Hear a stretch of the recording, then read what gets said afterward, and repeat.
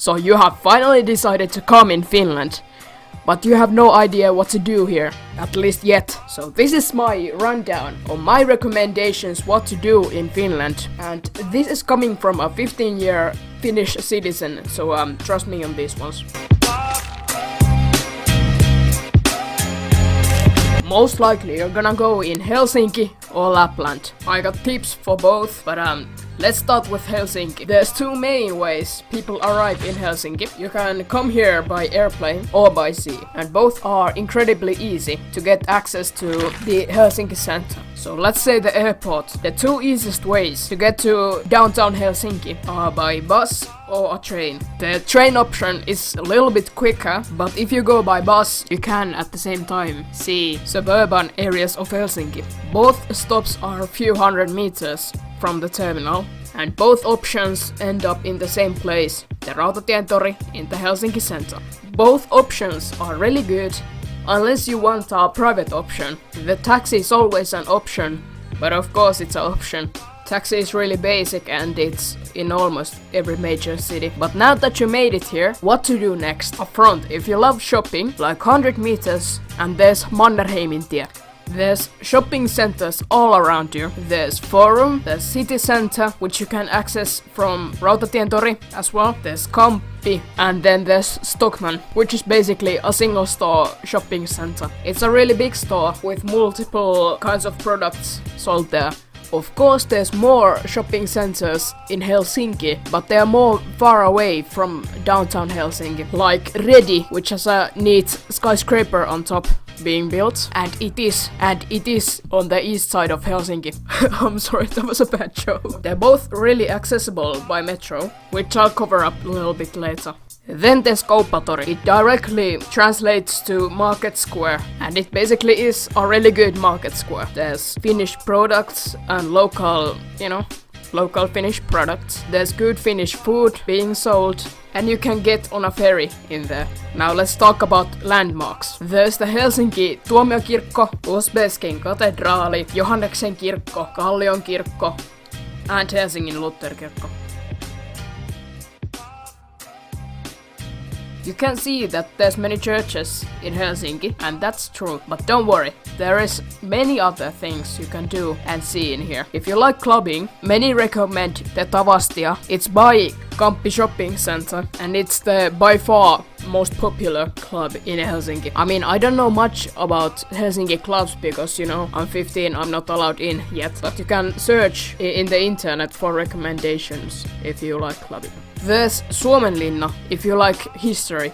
It's an old Finnish fortress in the sea, and you can go by ferry in there. If you like museums, there's Amos Rex, Atheneum, which is in the Rautatientori, and at least from the outside it's really must see. It looks really cool, at least in my opinion. And just for the architecture, I recommend you to just walk around Helsinki and look around the beautiful buildings. We have to walk down the Fredrikenkatu because there's many really beautiful houses along the way. Another area that I suggest you is Eira. It's really beautiful too, and basically the richest part of Helsinki. In actual fact, this is my favorite area in the whole of Helsinki. My favorite area.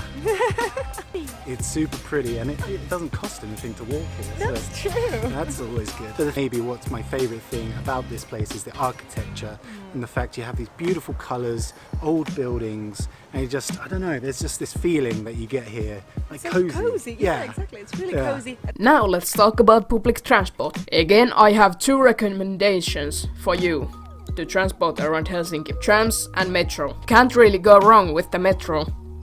I mean, there's only one line and it goes two ways. Really easy to understand. But the tram network, in the other hand, is a bit more complicated, and I won't explain it here. And then there's ferries, which you can access Suomenlinna and Korkeasaari Zoo, which is pretty nearby. Because I live here, I don't need any hotels, but what I've seen and heard, the Hotel Clarion is really good. It's the highest hotel in Helsinki, and you can get pretty nice views from up there. But now let's talk about Lapland. The biggest city in Lapland is Rovaniemi. I mentioned in my last video that the Santa Claus village is in Rovaniemi, which is probably the biggest tourist attraction in Rovaniemi.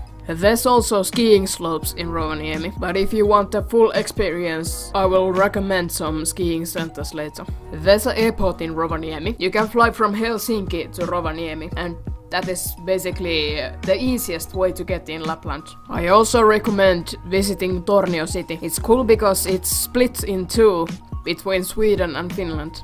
There's like places where you can, take a step and you're in Sweden, take a step back and you're back in Finland. Now for the skiing centers, my personal recommendation is the Saariselkä skiing village. Of course there's many more, like Ruka, but I just think this is the best. Saariselkä is about 3-hour drive from Rovaniemi, and you can get there by bus from Rovaniemi.